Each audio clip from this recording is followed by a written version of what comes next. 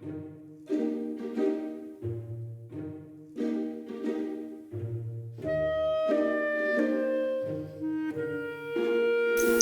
you guys, welcome back to my channel, and welcome to episode 2 of Get to Know My Bookshelf. If you hear any noise in the background, my daughter is taking a bath, and it's usually a loud event. So since this video is essentially catered for children, I thought, you know what, it's fine. It's fine, let the kids be in the background, let the noise be in the background. I hope it doesn't bother you guys too much. There are also kids playing outside, and it's almost 7 o'clock. It's getting dark. Don't know why they're still outside. Anyway, I am here today to share with you the collection of children's books that I have on the bookshelf. So I am sharing this bookshelf with my daughter. So I'll be sharing picture books, which she's mainly reading right now, and then up to all the middle grade books that I am reading, because I do actually enjoy reading some middle grades. So let's get into this video. My drink of choice today, in this Starbucks cups that I borrowed from my husband, is water with lemon and ginger. My sinuses are doing the most, so I'm trying to self-medicate them some way. So I'm going to start with the picture books that I've put on the floor, so I'm looking down, and I'm not going to give too much of an explanation of what they are. I guess most of you will probably know anyway what is to be expected from here, but I'll show you the books that she's currently reading right now. First, we've got a fan favorite, Trolls. I don't know who this is by DreamWorks. It is Trolls, and obviously it's just following the characters of Trolls. This is more of like an activity book. This is based on the second movie, and as you will see, there's been a lot of things and done to this. For some reason, she decided it was a good idea to go and scribble in here, and then there's essentially different activities you can do in here. She didn't really follow the activity. She just kept going around and drawing the characters all over the place, but there is a page for essentially each and every character. We've got Saturn and Janelle, we've got Cloud Guy, we've got Fuzzbird, Sheila B, and we've got a bit of the history. So there is the story in here, so you can read the story to your kids, but at the same time they can go crazy, as mine has done, with like scribbling, doing some puzzles, coloring in, find the missing item, things like that. So yeah, she's at this point, she's destroyed this book. I don't know. I don't know what happened, but yeah, Trolls is the first book. While we're on this TV adaptation situation, my favorite one is Encanto.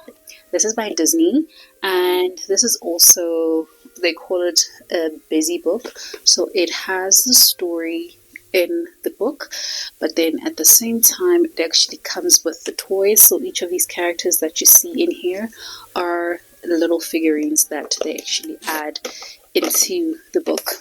Dolores is one of my favorites.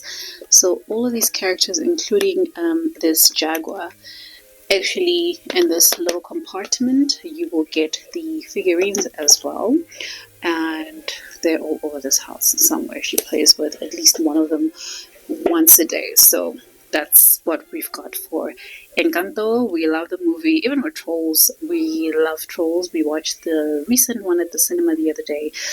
Can't say it was the best, but we just wanted to give our daughter kind of like a first time cinema experience, because she's never had that. And then another one that I actually really like is Melo's Kingdom, and this is by Tulima Donsela with Wenzile Kulekile and Zedekiah Msimanga.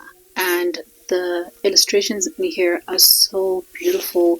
The story is beautiful. It's an African story, but rooted in religion as well. So it's religious passages in here. So I think it's such a great story about the continent, the country, our animals, different stories, self-love, friendship, found family.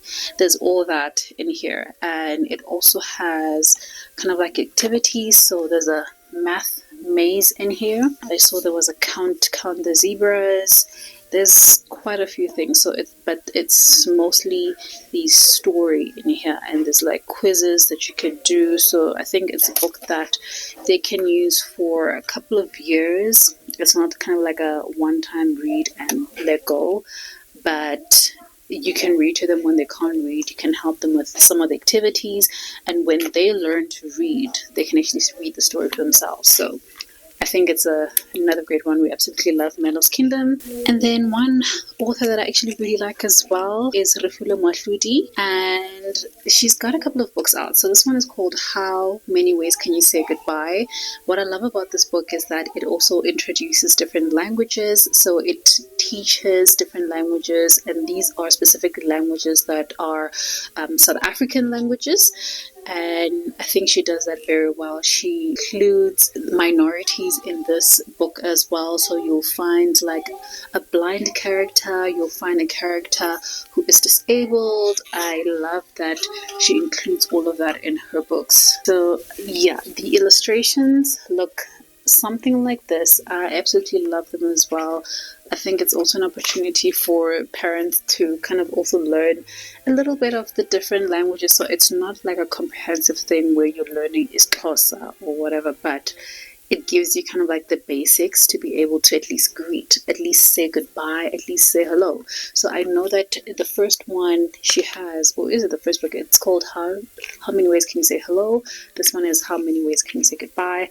But I feel like there's so many books she's written so far, and I believe that now they come in different languages. I stand corrected, or maybe it's a different author that I'm thinking about, but she's now releasing the books in SCRIBD, Sesotho, Setswana, isiZulu, Xhosa, and I absolutely love that. The next one we have is Hair Love. I feel like this is one of the very first books that I bought for her, where it's all about the hair. It's all about loving your hair. This is where we were really into the Afro journey and getting her to like enjoy her hair. Obviously, we've kind of shifted a little bit because I am texturizing her hair every couple of months. It's making it easier for us right now to take care of her hair. I feel like as she gets older and gets more comfortable with her hair being done, because that's the main problem, I cannot detangle her hair.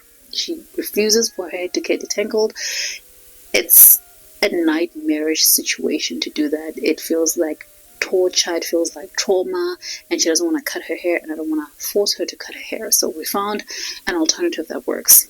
It's still not a fun thing to do when we go to the salon on the relaxing / texturizing day, but for months after that we're happy. So that's where we are. But yeah, this book, I got it because I wanted to teach her about self-love, loving her hair, finding beauty in it. And I love this beautiful relationship that this little girl has with her father. I just love that they made the father kind of like the center of this as well, because when you think about girls' hair, you automatically probably put the mother in the picture with it. So it was nice that we had the dad in there. There's a scene where they were watching a YouTube video on how to do a certain hairstyle, and you can see like the concentration in the dad's face, and I just love it. And then a classic, we've got Goldilocks and the Three Bears. She went and decided to write on here, and it's fine, it's her book, but I mean, we know the story. We've probably seen different adaptations in terms of illustrations, authors of the story, but yeah, we've got Goldilocks and the Three Bears. And then some African literature for children, which I absolutely love. I love that they have so many options right now, because we didn't have these options. This book was sent to me by Jakana, and it's called Gadinga, and it says Gadinga Finds the Perfect Name, and it's a story by Mabel Nessa, and the art is done by Chantal and Bergen Thorne. So this is what you can expect in terms of illustrations in here. Love love them. I love them so much. They're so pretty. I love just looking at them and reading the stories to my daughter. And these are beautiful stories as well. She at school they have library day, and she's returned home with like these library books. And sometimes I just look at them and I'm like, what is this story? Like, what is this? What are you trying to teach my child? And half the time we're not reading the library books because I just don't like the contents of the story inside. So I would rather have her read the books that I buy for her because I pick them based on the story in there. Well, except for Goldilocks, because she's just a naughty girl. And that's the one time I was just like, you know what, it's fine, pick the book that you want, because I want her to also have that freedom to go into a bookstore and select a book for herself, which is something that I'm kind of trying out with her, because I'm ending up now at the bookstore with her a lot. And she's like, Mama, is it my turn to pick a book? I'm like, it's fine, choose whatever you want. So when I'm with her, I try to get her to choose, but I try to kind of like guide her a little bit, and at the same time not to hinder her too much. But yeah, the other one we have is The Little Fear. I believe this one was sent to me by the people at Jonathan Ball Publishers. We've read this one a few times, and I specifically like this story because it's a story about bravery, and I have a little 6-year-old who can get afraid of like a lot of things. And we found ourselves, me and my husband, trying to explain to her not to be afraid of something, be brave and all of that. So I liked the story because of that. And when she can see it, I feel like in a book that she can believe that, there's nothing to really be worried too much about. And then we've got Wonderfully Made, and this is by Tswanelo Serumula, and it's illustrated by Subi Bosa. And this is another one based on self-love and loving the skin that you're in and friendships, and I absolutely love it. It's like, I am a kind brown girl. Mama taught me how to share. I am a proud brown girl. I embrace everything that I have, and I love the illustrations. I love the body positivity in here as well. So I like this. This is more of an affirmation type book, and we absolutely love it. One that we went to the book launch for, and she got it signed as well, and she was so excited, and I feel like she'll always have this memory of when we went there. And this is Shoma and the Stars by Maya Vecherif and Katlego Gyokale. And Maya is Shoma Josie, if you don't know. And there she is. And we had the opportunity of like meeting her. She was so kind. She was so nice to all the kids, talking to all of them, dancing with them. And she signed the books. All of the books are signed, and it's so cute. I love that my daughter will constantly have that memory. And then the next one is the South African Alphabet of Affirmations. This is another affirmations book, which I absolutely loved when I saw this concept. And this book is illustrated by Sanelisiwe Singapi, and it is written by multiple authors who contributed to this story. But I like this because it's another way of like learning a language. So we'll have the letters of the alphabet. We've got C, and we'll have in Xitsonga, it is Chivirika, which means zealous, and they explain impassioned, fiery, fired up, passionate. And then there's a passage about it. So it says, I am passionate about my life. I don't let anyone put out the fire in me. And I feel like this is not even just for kids. This is something that I can be on board with.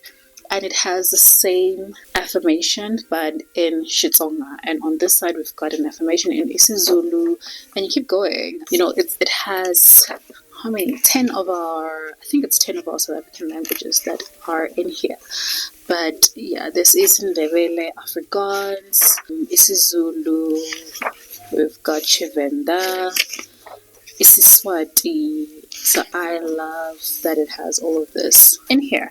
The illustrations are also really, really nice. So I think this is a nice book to have for the kids and to like have them grow. And then we've got It's Wonderfully Me, and this is by Makosazana Devet Dlutla, and it's illustrated by Dedre Fouquet. This one was from Penguin Random House. She went and wrote her name in there. There's a glossary. I didn't even realize. But this is another one about body positivity as well. I love the illustrations in here. They're humorous. Oh, so pretty in her pretty dress and her puffs. I love that the illustrations are also like not serious, not trying to be perfect. And yeah. It's like, Ish, Mkulu gives me carrots to munch. It tastes delicious and makes a big crunch. How? What a mnandi kakhulu feast. I am truly grateful at the very least. It even rhymes. I am standing tall and proud, feeling like I can sing out loud, protecting myself with the big Zulu shield while Gogo and Kukulu are working in the field. But yeah, got lots of illustrations in here. So another one that I found really interesting is Meanwhile Back on Earth, and this is a cosmic view on conflict with Oliver Jeffers. So it really explains what's going on, how we battle over borders, told from a family car trip out past the moon. I love books like this, and this is one that has beautiful end papers.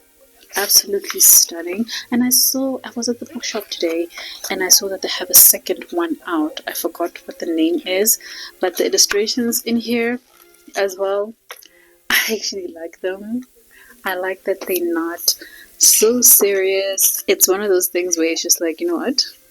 Open up your imagination and let's go on a trip. It doesn't even have a lot of words in it. I feel like it's probably one of the books that she would use to learn how to read or practice her reading on, because some of the words are not that difficult, but I mean, she will learn them at the end of the day. But yeah, it's kind of like social commentary as well on Earth and humans and how we treat each other, how we treat Earth. But yeah, I absolutely love this book. It's such a beautiful book. And then another one by Refule Mahludi is called We Are One. Beautiful, beautiful book. Another one with absolutely stunning illustrations. And let me just open up to one of them. Like, this is one of my favorite illustrations. It's a tree, some roots in there, and I just love it. When I hug you, when I smile as our eyes meet, when I hug you as I say hello. I'm starting this randomly, so I don't know where. When I share what little I have with you, and when I walk home with you after school, I love you and I love myself too. When I listen as you tell your stories, when I dance as you dance, when I laugh as I hear you laugh, when I hold your hand as you cry, I love you and I love myself too. We may look different, you and I sound different, and live in different places, but our hearts beat the same. I am you. I think this is just so beautiful. It's beautiful, beautiful, beautiful. The next one I actually have the English version as well. I think I left it. Let me go grab it. I think it's on the table. Okay, so we've got Zandi's song. This is a mermaid tale about taking care of your environment and earth. And then we've got the same book in Sesotho. So I'm really excited. I have both copies because obviously my child is English speaking right now. I also want her to learn Vernac. She is doing SCRIBD next year. Even though this is not SCRIBD Sesotho, but they're very closely related. And I just want her to be able to speak the language in general. So this one also really beautiful illustrations. She really loves them. This gave me like Moana vibes. And yeah, this is what it looks like. It's just talking about the earth, history of the earth, animals in the sea, taking care of them, not littering, and essentially getting rid of or putting like our fish and animal friends in danger. That's essentially what the story is. And we've got another one also in Sesotho. I don't think she actually has books in SCRIBD, but definitely Sesotho and Sezulu I've seen. And this is also by Refile Mwahludi, and it's called Hare Bapaleng, which means let us play. And as always, her illustrator does amazing things. These colors, these kids, this hair, the smiles, the faces, absolutely love it. And this one is illustrated by Zenelda McDonald. Absolutely love this. This is one of the books where when she's learning to speak SCRIBD and learn how to pronounce and write things, I feel like this is one of the books that would probably make it easier for her to read. The next one I have, also by the same author, is called Waratwa, which means you are loved, and same concept, same beautiful illustrations, also illustrated by Zenelda McDonald. Love, love, love. And then the last, well, that's the last picture books I wanted to show you. And books for reading, I recently bought her these Learn How to Read books. I got her the first 3 books. This third one is in the bedroom, but this is kind of like what she's been using to learn how to read, recognize certain words, and it's like starts off really, really simple. It's kind of like an example of what you can expect, and as soon as she's mastered these 3 books, then I will get her books 4 to 6 and so on, and then get to level 2, because all of these are level 1 books. Get her to level 2, level 3, and so on. At the end of it, there's activities to help them write the words that they've learned, and as well as like unscrambling the letters to build the words they've learned, so they can see if they can recognize these words, connect rhyming words, circle pictures that have a short E vowel, and there's a portion for comprehension. So I think it's a great book to teach them how to read. There's also a word search. So it's a nice little book. These at bargain books, if you buy 3 at a time, you pay 99 rands, but I think one of them is like 40 rands or something like that. So yeah, that is it for the picture box. Let me take a sip of my water. I'm just going to randomly start. Firstly, I've got Onyeka and the Academy of the Sun, and this is by Tola Okogu, and it says there is no one like Onyeka. Onyeka's hair is extraordinary. It makes strangers stop in the street. When she discovers she can control her hair with her mind, what once was an insecurity now becomes her superpower. Onyeka is whisked off to the Academy of the Sun, a school in Nigeria where the Solari, children with superpowers, are trained. But soon, Onyeka and her new friends find themselves caught up in an epic battle, one that puts the future of Solari at risk. So it's like epic. It's epic fantasy for middle graders. So I'm looking forward to reading this one. I've got the audiobook saved on SCRIBD as well. So if you got like a young teenager interested in fantastical things, is probably like a good book to read, and it's nice that SCRIBD/Everand has the audiobook right now. And then we've got the Max Einstein series of books. I think I have a few. I'll try and gather them up to talk about them at the same time. But this one is called Max Einstein World Champions, and these books are by James Patterson and Chris Grabenstein. I have a few of these, but I actually have not read all of them. So I've got this one, and I've got Max Einstein Saves the Future, which I'll pull up right now because it no longer has a cover, because my daughter thought it was a great idea to just peel it off. But yeah, it says, the first and only children's adventure series officially approved by the Albert Einstein Archives. World champions get outdoors, from racing across glaciers in Greenland and flying in super fancy solar powered jet to Hawaii, to visiting the Great Barrier Reef off the coast of Australia and hanging out with a robot named Leo. 12-year-old genius Max and her friends live for adventure. Whenever there's a problem to solve, the kids work better together. So does an evil group of the rich and powerful who will do whatever it takes to split the kids up, even as the planet is changing before their eyes. Max has one more surprise in her playbook, and if she's going to pull it off, she needs her team around her. Who said that kids can't save the world? Question mark. There's a few illustrations in here. There are few and far between because this is a middle grade, but there's one of the illustrations in there. So this was meant to be Max Einstein Saves the World. Cannot even read the synopsis for you guys because it's gone. It doesn't exist. But I have the book and I will get to it one of these days. The next one I have is one that I'm actually looking forward to. It's called Ember Shadows and the Fates of Mount Ever. This looks like a friendship type book. And it says, in a land trapped by fate, only courage can rewrite the future. This is actually an arc that, where did I get this arc from? I think it was sent to me by Usborne. I like that there is illustrations in here, even though it's an arc. I love middle grade, you guys. I love how whimsical it is. I love the humor that middle grade brings. And even though some middle grades tend to include heavy topics such as grief or loss or whatever it is, there is kind of like a little bit of humor in it. It's meant to give the reader that the message it's meant to, but at the same time not make it too heavy, which I really appreciate about the genre. Okay, next up I've got Peanut Jones and the Illustrated City, and this is by Rob Biddulph.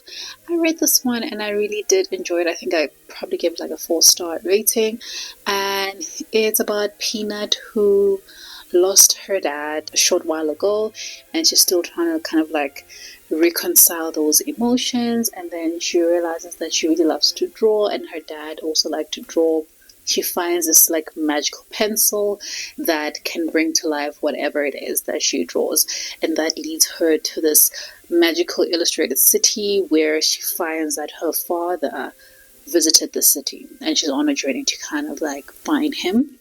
So book 2 is out and I need to get it because I do like the story. I think it's quite sweet. I really enjoy the illustrations.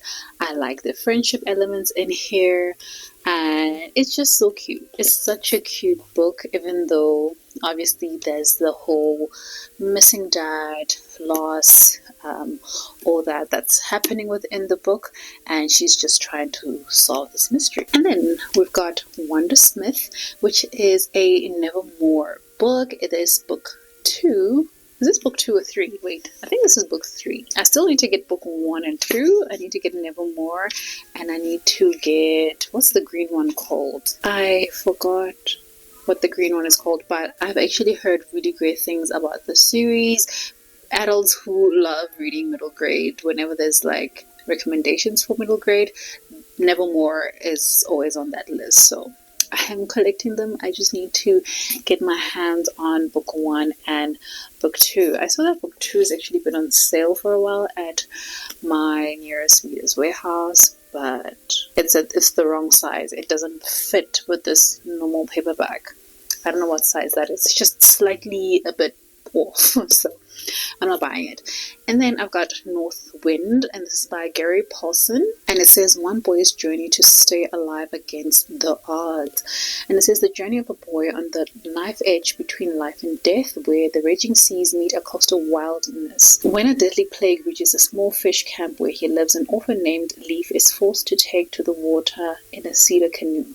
He flees northward, following a wind, fjord-riven shore, thrown from one danger to the next, unsure of his destination. Yet the deeper into his journey he paddles, the closer Leaf comes to his truest self as he connects to the heartbeat of the ocean, the pulse of the sea. With hints of Norse mythology and an irresistible narrative pull, Northwood is Gary Paulson at his captivating, adventurous best. Whew, the words in there I feel like were a lot. They're making my mouth full. The wording in here is so huge. This is going to be such a quick read. Should I not add this book to like end of the year reading list so that I can reach some goals. I think so. Probably a few of these I should add on to my reading list, because middle grade, another thing I like about it is really quick to read as well. And then we've got the story of Green River, and this is by Holly Webb and illustrated by Zana Goldhook. And look at that illustration. At the back it says, the animals of Green River are in danger. Last spring their homes flooded. Now the water is high again. Otter cub Sedge is determined to save his holt. Meanwhile, at the beaver lodge, Silken too is desperate to keep her family safe. Secretly, the two young animals set off to look for help, unknowingly swimming straight toward one another. But the angry river is still rising. Will the reverie end in disaster? I don't know. We'll have to find out. But there's some illustrations as well. Is that a wolf? Probably haunting them. But look at that. Looking forward to reading this one. I don't even know where to put this anymore. The next book I have is a festive season type book. I actually got this last year and I was meant to read it before Christmas, but now it's in time for this Christmas, and it's called Operation Nativity, and this is by Jenny Pearson. I read a book by Jenny Pearson before and I laughed a lot. It was absolutely hilarious, but I don't remember the name of the book, and I'm expecting kind of like the same type of humor. This is a proof copy, so I'm not gonna be able to like enjoy some illustrations in here, because normally not all the illustrations are added. Like here, artwork to come. I have no idea what goes in there, but it says, when Oscar and Molly rush outside to investigate a crash in the night, they're not expecting to find a dazed angel Gabriel wandering around their grandparents' back garden. They're certainly not expecting to find themselves in a race to save Christmas. But if they don't track down a missing shepherd, wise man, donkey, and the actual Mary and Joseph, who've all crash-landed in Shipping Bottom, not only will Christmas cease to exist, but they will too. So yep, looking forward to picking this one up. And then we've got a favorite on the book streets, and that is Amari and the Night Brothers. I'm still yet to read this one. I started it a few months ago, enjoyed it, and then I forgot to pick it up again. So it says, Amari Peters knows 3 things. Her brother Quentin has gone missing. No one will talk about it. His mysterious job holds a clue. But then a strange invitation arrives. Amari has the chance to join the Magical Bureau of Supernatural Affairs, completing missions in a world where mermaids, aliens, and magicians are real. And her roommate is a weird dragon. Secrets and surprises await Amari as she discovers her own rare and dangerous magical power. And soon she realizes that the Bureau could hold the key to finding her brother. All she has to do is pass 3 tryouts. So I've got book 1, and I've got book 2, which is called Amari and the Great Game. This is what I meant about the Nevermore book not matching. Like, look at that. What is this? What is this? But yeah, I don't know why they don't make the same size of the book in a series so that they can match. It just doesn't make sense. The next 2 books are from the same author. The first one is The House with the Chicken Legs, which was absolutely amazing. I absolutely love this book. It's one of my favorite middle grade books to read. This is a Baba Yaga story about this young girl who lives with her grandmother, who is a Baba Yaga, and they live in a house on chicken legs. So this house travels and it stops at a certain town like once in a while, do what they need to do, help people who are dead kind of like travel to their next life. And this little girl, Marinka, all she wants to do is just have a normal life, make friends, but she knows that she's not meant to do that. And one day she breaks the rules and goes and makes a friend, and things kind of like start going wrong from there. But it's such a beautiful story. It is so funny, it's so entertaining. I absolutely love everything about it, and this house kind of like has a life of its own as well. So the synopsis reads like this: Marinka dreams of a normal life where her house stays in one place long enough for her to make friends, but her house has chicken legs and moves without warning. For Marinka's grandmother is Baba Yaga, who guides spirits between this world and the next. Marinka longs to change her destiny and set out to break free from her grandmother's footsteps, but her house has other ideas. A bold and beautifully built adventure, the house with chicken legs is enticing, a little bit dangerous, and thrumming with possibilities. Absolutely agree. And then the same author wrote The Castle of Tangled Magic, which is a book that I actually started reading, but then I kind of stopped because I went on to read other things. But I feel like it will only be fair for me to go back and read this book. So it says, when 13-year-old Olier steps through a magical doorway, she discovers another land, a land tangled by magic, where hope is lost and a scheming wizard holds all the power. Soon Olier learns that she is destined to save this land, but with time running out and her new friends and family in danger, she will search for the magic within herself to save everything and everyone she loves. This author also wrote The Girl Who Speaks Bear, which is a book that I'm yet to buy. And then a series that I absolutely loved, but only read one book from it, and that's all I needed to know that I love it, is the Pages and Co. series.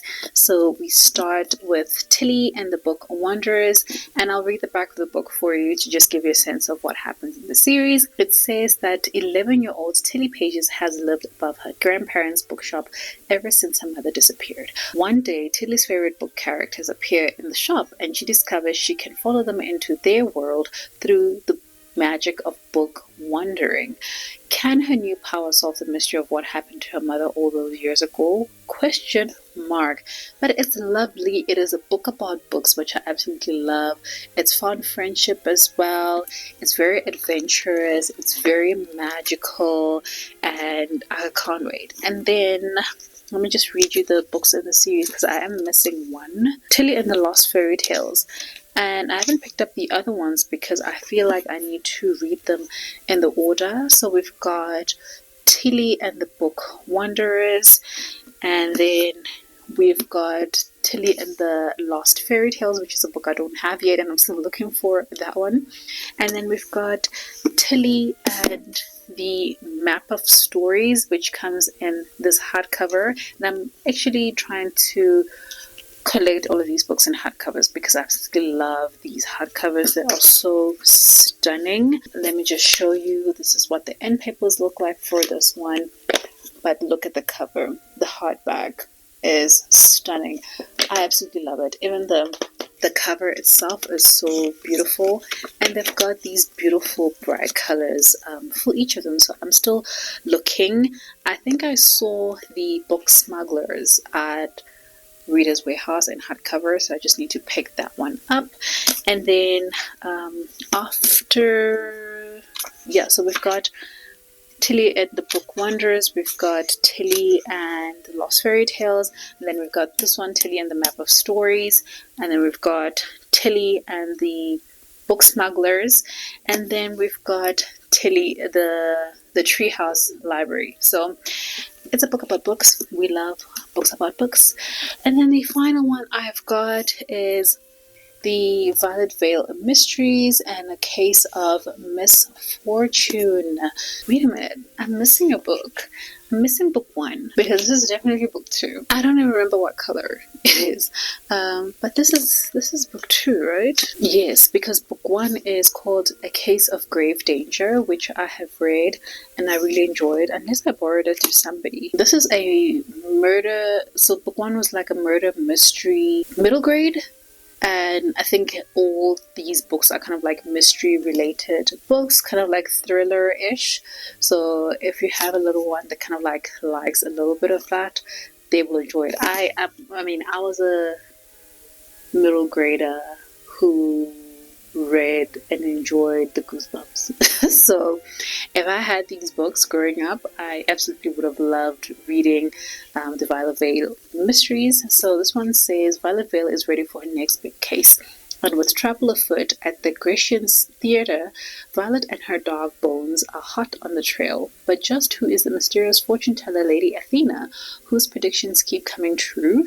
Is it all just a matter of smoke and mirrors, or is there something more sinister going on? So I love the mystery elements of this one. So that is the last book in this very long Get to Know My Bookshelf episode 2 of all of my children's books from picture books to middle grade. I hope that you guys enjoy this video. If you have any recommendations for children's books in middle grade, please drop them down below.